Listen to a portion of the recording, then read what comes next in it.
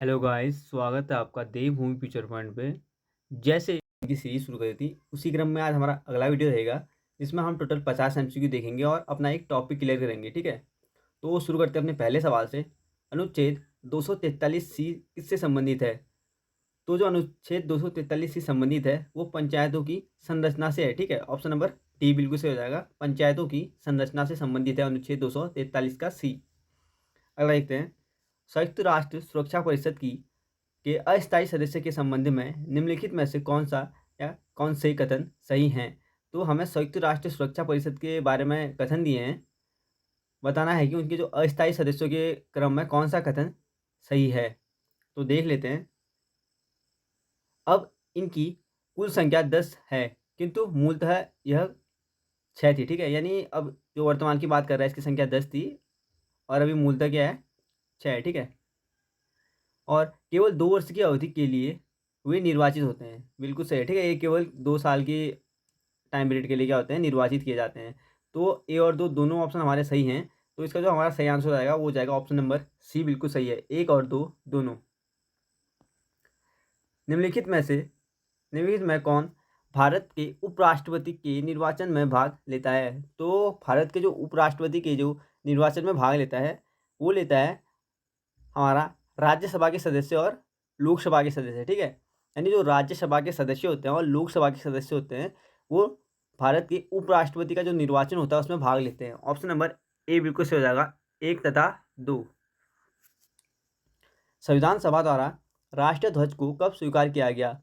तो संविधान सभा द्वारा जो राष्ट्रीय ध्वज को स्वीकार किया गया था वो किया गया था 22 जुलाई 1947। ठीक है, ऑप्शन नंबर बी बिल्कुल सही हो जाएगा। 22 जुलाई 1947 को संविधान सभा द्वारा पूछा जा रहा है। ठीक है, संविधान सभा द्वारा राष्ट्रीय ध्वज को स्वीकार किया गया था। ऑप्शन नंबर बी बिल्कुल सही हो जाएगा। किस चार्टर अधिनियम के तहत भारत में दास प्रथा को अवैध घोषित किया गया था? तो ऐसा कौन सा चार्टर अधिनियम था जिसके तहत जो दास प्रथा थी उसको अवैध घोषित किया गया था? इसका जो हमारा सही आंसर हो जाएगा वो हो जाएगा ऑप्शन नंबर सी। 1833 का चार्टर अधिनियम के तहत दास प्रथा को अवैध घोषित किया गया था। ऑप्शन नंबर सी बिल्कुल सही है। आगे देखते हैं, सार्वजनिक धन का संरक्षण कौन होता है? तो जो सार्वजनिक धन का संरक्षक होता है वो होता है हमारा CAG। ठीक है, CAG होता है सार्वजनिक धन का संरक्षक। ऑप्शन नंबर डी बिल्कुल से हो जाएगा। अगला देखते हैं, राज्य लोक सेवा आयोग के सदस्यों को निम्नलिखित में से किसके द्वारा निष्कासित किया जा सकता है? तो जो राज्य लोक सेवा आयोग के जो सदस्य होते हैं पूछा जा रहा है कि उनको किसके द्वारा निष्कासित किया जाता है। ठीक है, किसके द्वारा निकाला जा सकता है? तो ये राष्ट्रपति द्वारा निकाला जा सकता है। ऑप्शन नंबर हमारा बी बिल्कुल सही हो जाएगा, राष्ट्रपति द्वारा। निम्नलिखित में से कौन राज्य सूची का विषय नहीं है? तो राज्य सूची का विषय कौन सा नहीं है वो देखना है। तो इसका जो हमारा सही आंसर हो जाएगा वो हो जाएगा समाचार पत्र।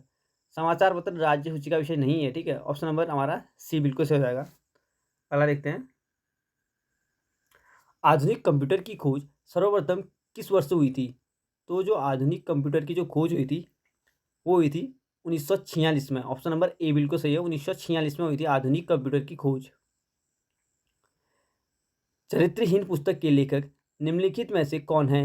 तो जो चरित्रहीन पुस्तक थी उसके जो लेखक थे वो थे शरत Chandra Chattopadhyay. Option number C बिल्कुल सही हो जाएगा। ठीक है, ऑप्शन नंबर सी। अगला देखते हैं, निम्नलिखित में से कौन जननायक के उपनाम से प्रसिद्ध है? तो ऐसा कौन सा व्यक्ति है जो जननायक के रूप उपनाम के रूप में प्रसिद्ध है? इसका जो हमारा सही आंसर हो जाएगा वो हो जाएगा कर्पूरी ठाकुर। ठीक है, कर्पूरी ठाकुर को जननायक के रूप में उपाधि मिली है। ठीक है, प्रसिद्धि मिली है। आगे देखते हैं, बिरजू महाराज का संबंध किस शास्त्रीय नृत्य से है? तो जो बिरजू महाराज थे उनका जो संबंध है वो कथक से है। ठीक है, ऑप्शन नंबर बी बिल्कुल हो जाएगा, कथक। अंतर्राष्ट्रीय परमाणु ऊर्जा अभिकरण IAEA का मुख्यालय कहाँ है? तो जो अंतर्राष्ट्रीय परमाणु ऊर्जा अभिकरण का जो मुख्यालय है वो है वियना में। ऑप्शन नंबर ठीक है, वियना में। ऑप्शन नंबर सी बिल्कुल सही हो जाएगा। हिंदुस्तान एरोनॉटिक लिमिटेड की स्थापना किस वर्ष की गई थी? तो इसका जो हमारा सही आंसर हो जाएगा वो हो जाएगा 1940। ठीक है, हिंदुस्तान एरोनॉटिक्स लिमिटेड की स्थापना हुई थी 1940 में। Option number A. निम्नलिखित में से किस शासक को शिलादित्य कहा गया है, तो जो शिलादित्य कहा गया है, पूछा जा रहा है कि कौन से शासक को कहा गया है, तो हर्षवर्धन को कहा गया है, ठीक है। शिलादित्य की उपाधि मिली थी हर्षवर्धन को। ऑप्शन नंबर जो हमारा डी हो जाएगा वो बिल्कुल सही हो जाएगा।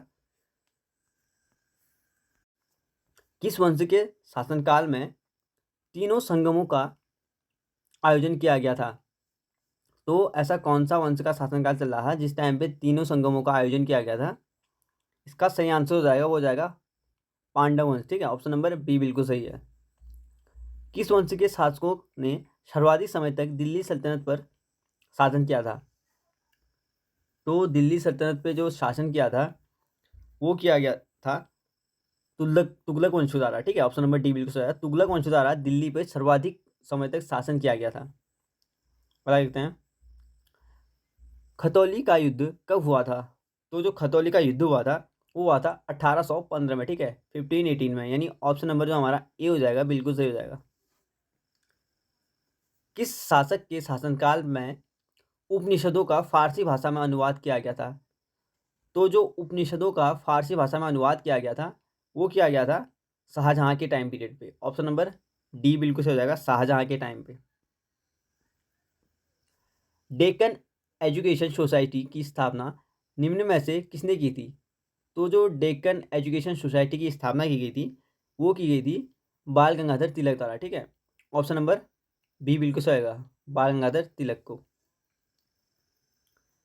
निम्नलिखित नेताओं में कौन स्वदेशी के समर्थक थे?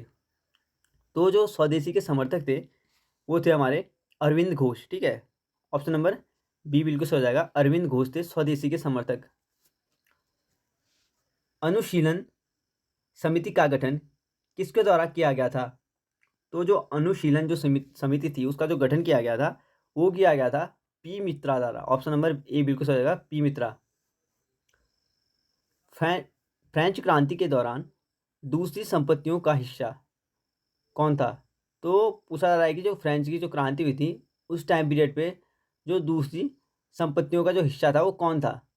इसका हमारा सही आंसर हो जाएगा, वो हो जाएगा उच्च वर्ग था, ठीक है। दूसरी संपत्तियां थी उनका जो संपत्तियों का जो हिस्सा था वो था उच्च वर्ग। अगला देखते हैं, निम्नलिखित घटनाओं को कालक्रमानुसार रखिए। तो घटनाएं दी हैं और कौन पहले हुई थी उसके काल क्रमानुसार उसको व्यवस्थित करना है। तो देख लेते हैं, तो जो पहली घटना हुई थी वो हुई थी तृतीय मराठा युद्ध, ठीक है। तृतीय मराठा युद्ध पहले हुआ था। उसके बाद प्रथम वर्मा युद्ध हुआ था। उसके बाद प्रथम अफगान युद्ध हुआ था। और उसके बाद प्रथम सिख युद्ध हुआ था। यानी तृतीय मराठा युद्ध पहले आएगा, उसके बाद प्रथम वर्मा युद्ध आएगा, फिर आएगा प्रथम अफगान युद्ध, फिर आएगा प्रथम सिख युद्ध। यानी 4 3 2 1 हमारा क्रम बनेगा और ऑप्शन नंबर जो ए है वो बिल्कुल सही हो जाएगा, ठीक है। अगला देखते हैं, एक ही कब्र में 3 मानव कंकाल किस स्थान से प्राप्त हुए हैं? तो जो एक ही कब्र में 3 मानव कंकाल थे वो कौन से स्थान से हुए हैं? दमदमा से, ठीक है। ऑप्शन नंबर ए बिल्कुल सही हो गया। और प्राचीन भारतीय जो इतिहास था उसकी वीडियो मैं ऑलरेडी चैनल की प्लेलिस्ट बना रखी है मैंने, प्राचीन भारतीय इतिहास करके, वहाँ पे अपलोडेड है, ठीक है। आप वहाँ से देख सकते हैं और आपको ये सारे डाउट जो हैं वो क्लियर हो जाएंगे। तो एक सवाल मैं पूछ सकता हूँ आपको कि जो प्राचीन भारतीय इतिहास के दौरान जो मानव और कुत्ते के जो अवशेष मिले हैं वो कहाँ से मिले हैं? इंपॉर्टेंट सवाल है, ठीक है। तो कमेंट करके बताइए अगर आपको पता है तो। निम्नलिखित में से कौन उत्पादक के 4 प्रमुख कारक हैं? तो जो उत्पादन के 4 प्रमुख कारक हैं वो कौन से हैं? तो भूमि है, श्रम है, पूंजी है और संगठन है, ठीक है। भूमि, श्रम, पूंजी और संगठन है वो उत्पादन के 4 प्रमुख कारक। ऑप्शन नंबर ए बिल्कुल सही हो जाएगा। घटिया वस्तु के लिए मांग गिरती है जबकि, तो हमें ऑप्शन दिए हैं कि घटिया वस्तु के लिए मांग गिरती है जब क्या होता है वो सिलेक्ट करना है। तो जब आय बढ़ती है, ठीक है, यानी जब घटिया वस्तु होगी उसकी मांग बढ़ गिरती है, जब क्या होती है आय बढ़ेगी। तो आय बढ़ेगी तो सीधी सी बात है लोग घटिया वस्तु नहीं खरीदेंगे, ठीक है, अच्छी क्वालिटी की वस्तु लेंगे। तो इसका जो हमारा सही आंसर हो जाएगा वो हो जाएगा ऑप्शन नंबर बी। राजस्व घाटे की अपेक्षा राजकोषीय घाटा सदैव रहता है। तो जो राजस्व घाटा होता है उसकी अपेक्षा तुलना करनी है कि जो राजकोषीय घाटा होता है। राजस्व घाटा और राजकोषीय घाटा में डिफरेंस पता होना चाहिए इसके लिए, ठीक है।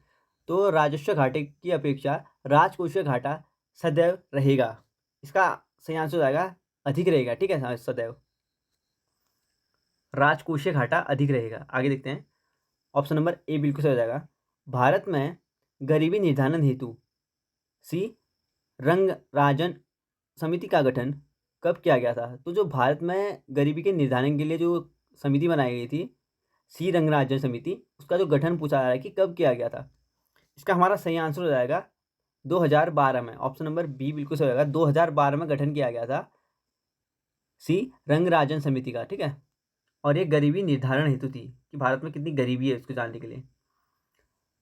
निम्नलिखित में से किसने ग्रीन हाउस गैस की संकल्पना की थी? तो ग्रीन हाउस जो गैस की संकल्पना की थी वो की गई थी option number A Joseph Fourier द्वारा, ठीक है। ऑप्शन नंबर ए बिल्कुल सही हो जाएगा। जोसेफ फोरियर द्वारा ग्रीन हाउस गैसों की संकल्पना की गई थी। ऑप्शन नंबर ए बिल्कुल सही हो जाएगा। अगला देखते हैं। निम्नलिखित में से कौन सही सुमेलित नहीं है? तो कौन सा सही सुमेलित नहीं है उसको सिलेक्ट करना है। दुधवा राष्ट्रीय उद्यान ये बाघ के लिए है, ठीक हो गया। मानस राष्ट्रीय उद्यान हाथी के लिए प्रसिद्ध है, ठीक है। राजाजी राष्ट्रीय उद्यान हाथी के लिए, ठीक है, ये बिल्कुल सही है। पेरियार राष्ट्रीय उद्यान हुंगुल। तो जो हमारा ऑप्शन नंबर डी हो जाएगा वो गलत हो जाएगा, ठीक है। दुधवा राष्ट्रीय उद्यान बाघ बिल्कुल सही है। मानस राष्ट्रीय उद्यान हाथी बिल्कुल सही है। राजाजी राष्ट्रीय उद्यान हाथी बिल्कुल सही है। अगला देखते हैं। यूमथांग घाटी किस राज्य में स्थित है? तो जो यूमथांग घाटी है वो है हमारे सिक्किम में, ठीक है। ऑप्शन नंबर डी बिल्कुल सही हो जाएगा। सिक्किम में स्थित है ये। ऑप्शन नंबर डी बिल्कुल सही है। आगे देखते हैं। निम्नलिखित में से कौन सा जलडमरू मध्य स्ट्रेट ऑस्ट्रेलिया और तमसानिया के तमसानिया को क्या करता है? अलग करता है, ठीक है। तो पूछा जा रहा है कि जो जलडमरू मध्य है वो ऑस्ट्रेलिया और तमसानिया को अलग करता है, वो कौन सा है? तो इसका जो सही आंसर हो जाएगा वो हो जाएगा बांस। ऑप्शन नंबर बी, ठीक है। जो बांस है जल डमरू मध्य ये ऑस्ट्रेलिया और तमसानिया को अलग करता है। तस्मानिया को अलग करता है, ठीक है। ऑप्शन नंबर बी बिल्कुल सही होगा। गेहूं की खेती के लिए क्या आवश्यक है? तो जो गेहूं की खेती के लिए आवश्यक है वो है ऑप्शन नंबर बी, ठीक है, संयत तापमान तथा संयत वर्षा। ऑप्शन नंबर बी बिल्कुल सही हो जाएगा। गेहूं की खेती के लिए आवश्यक है संयत तापमान और संयत वर्षा।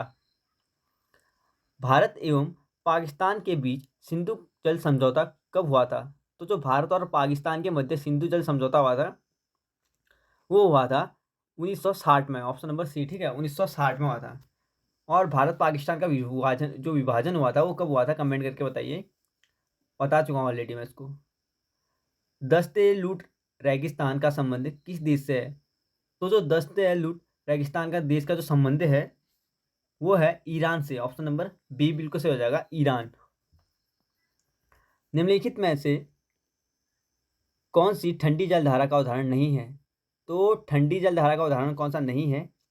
ये हो जाएगा क्यूरोसियो, ठीक है। क्यूरोसियो ठंडी जलधारा का उदाहरण नहीं है। Option number D. काली मिट्टी का निर्माण किस प्रकार की चट्टान के टूटने से होता है? तो जो काली मिट्टी का जो निर्माण होता है वो होता है बेसाल्ट के टूटने से। ऑप्शन नंबर सी, ठीक है, बेसाल्ट के टूटने से काली मिट्टी का निर्माण होता है।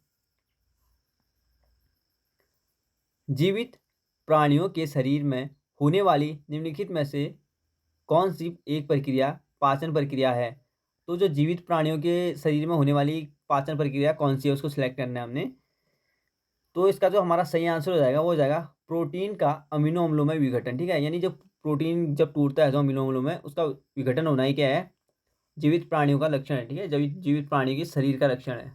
यानी ऑप्शन नंबर जो हमारा ए हो जाएगा वो बिल्कुल सही है। पूरे शरीर में ऑक्सीजन यानी O2 ले जाने में महत्वपूर्ण भूमिका कौन निभाता है? तो जो हमारे पूरे शरीर में ऑक्सीजन को ले जाने में जो महत्वपूर्ण भूमिका निभाता है वो निभाता है लाल रक्त कणिका। ऑप्शन नंबर सी, ठीक है। लाल रक्त कणिकाओं द्वारा पूरे हमारे जो शरीर में ऑक्सीजन का क्या करता है? परिवहन होता है, ठीक है। ऑप्शन नंबर हमारा सी बिल्कुल सही है। दुधारू पशुओं की निम्नलिखित बीमारियों में से कौन सी संक्रमणित जो संक्रमित यानी एक से दूसरे को होती है वो है उसको सिलेक्ट करना है, ठीक है। तो देख लेते हैं नीचे।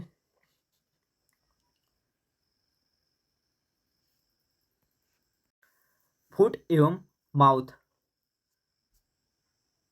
Black quarter, anthrax, cowpox. तो ये जो चारों बीमारियां दी हैं ये क्या हैं? दुधारू पशुओं में क्या है, जो संक्रमित होती हैं वो बीमारियाँ, ठीक है। तो हमारे जो चारों ऑप्शन है वो चारों क्या है, सही है। तो इसका जो सही आंसर हो जाएगा वो हो जाएगा 1, 2, 3 एवं 4, ऑप्शन नंबर डी।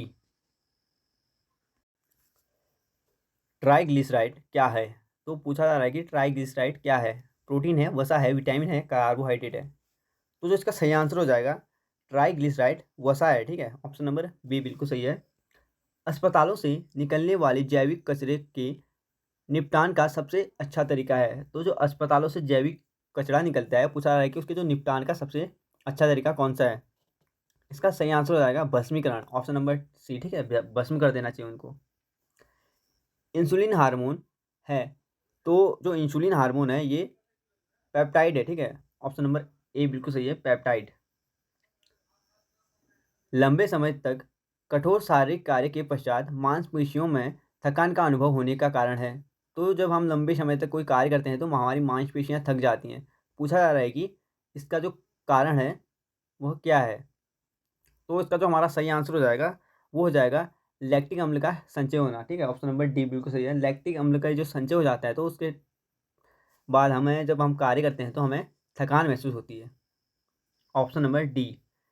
जैविक प्राणियों में संक्रमित विकास की दृष्टि से क्रमित विकास की दृष्टि से निम्नलिखित में से कौन सा एक क्रमिक विकास का सही अनुक्रम है? तो क्रमिक विकास देखना हमें, तो उसका देख लेते हैं।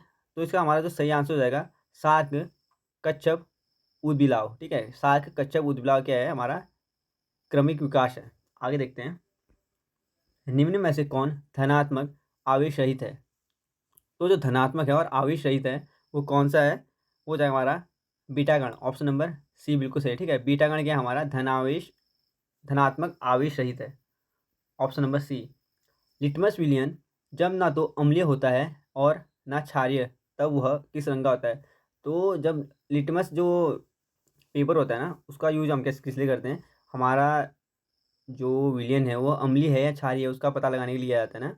तो पूछा ये जा रहा है कि इसके जो प्रयोग से पहले की जो कंडीशन होती है वह किस रंग में पाया जाता है, ये बताना है। तो वह बैगनी होता है, ठीक है। तो बैगनी रंग का जो लाल हो जाता है या उसका रंग चेंज हो जाता है, तो उस पर निर्भर करता है कि वो अम्लीय है या क्षारीय है, किस रंग पे वो आएगा, ठीक है। देखते हैं। निम्न में से कौन अदिश राशि का उदाहरण है? तो जो हमारे अदिश राशि का उदाहरण है वो ऊर्जा है, ऑप्शन नंबर डी बिल्कुल सही है, ठीक है। ऊर्जा हमारे अदिश राशि का उदाहरण है। किसी वस्तु का जड़त्व मापने के लिए कौन सी इकाई का प्रयोग किया जाता है? तो जो किसी वस्तु का जड़त्व हमें अगर मापना है तो कौन सी इकाई का प्रयोग करेंगे? इसका हमारा सही आंसर हो जाएगा वो हो जाएगा द्रव्यमान, ऑप्शन नंबर ए, ठीक है। द्रव्यमान का यूज करेंगे किसी वस्तु का अगर हमें जड़त्व मापना होता हो। तो हमने 50 MCQ देख लिए हैं, और तो हम अब टॉपिक की तरफ चलते हैं। शुरू करते हैं अपना टॉपिक। सतपुड़ा की सबसे ऊंची चोटी है। तो जो सतपुड़ा की सबसे ऊंची चोटी है वो धूपगढ़ी है। दक्कन का पठार स्थित है। दक्कन का पठार महाराष्ट्र में स्थित है, ठीक है। धारवाड़ का पठार स्थित है। तो धारवाड़ का जो पठार स्थित है वो कर्नाटक में है। बाबा बूदन ब्रह्मगिरी की पहाड़ी स्थित है। तो जो बाबा बूदन ब्रह्मगिरी जो पहाड़ी स्थित है वो कर्नाटक में है। नीलगिरी की पहाड़ी स्थित है तो तमिलनाडु में, ठीक है। नीलगिरी की पहाड़ी इंपॉर्टेंट है, तो याद रखिएगा कि नीलगिरी की पहाड़ी तमिलनाडु में स्थित है। पूर्वी घाट तथा पश्चिमी घाट का मिलन स्थल है। तो जो पूर्वी घाट और पश्चिमी घाट का मिलन स्थल है वो नीलगिरी पहाड़ी है, जो कहाँ है? नीलगिरी पहाड़ी तमिलनाडु में, इंपॉर्टेंट है। दक्षिण भारत की सबसे ऊंची चोटी है। तो जो दक्षिण भारत की सबसे ऊंची चोटी है वो अनेमुदी है। भारत के पूर्वी समुद्री तट एवं उनका विभाजन देखना है, तो देख लेते हैं। कोरोमंडल तट। कोरोमंडल तट कन्याकुमारी से कृष्णा डेल्टा तक है। गोलकुंडा तट। गोलकुंडा तट कृष्णा डेल्टा से गोदावरी डेल्टा तक है। उत्तरी सरकार तट। जो उत्तरी सरकार तट है वो गोदावरी डेल्टा से उत्तरी तटीय भाग तक है। तो भारत के पूर्वी तट पर स्थित कुछ बंदरगाह दिए हैं, देख लेते हैं उनको, कौन से बंदरगाह कौन से स्थान पे हैं। पारादीप, ये उड़ीसा में है। कोलकाता, कोलकाता पश्चिम बंगाल में है। विशाखापट्टनम इंपॉर्टेंट है, ठीक है। विशाखा जो पट्टनम है वो आंध्र प्रदेश में है। भारत के पश्चिमी समुद्र तट पर तट एवं उनका विभाजन देखना है। कोंकण तट गुजरात से गोवा तक। केंद्रा तट गोवा से मंगलुरु तक। मालाबार तट मंगलुरु से कन्याकुमारी तक। भारत के पश्चिमी तट पर स्थित कुछ बंदरगाह तो देख लेते हैं। कांडला ये गुजरात में है। मारमागोवा ये गोवा में है। मुंबई ये महाराष्ट्र में है।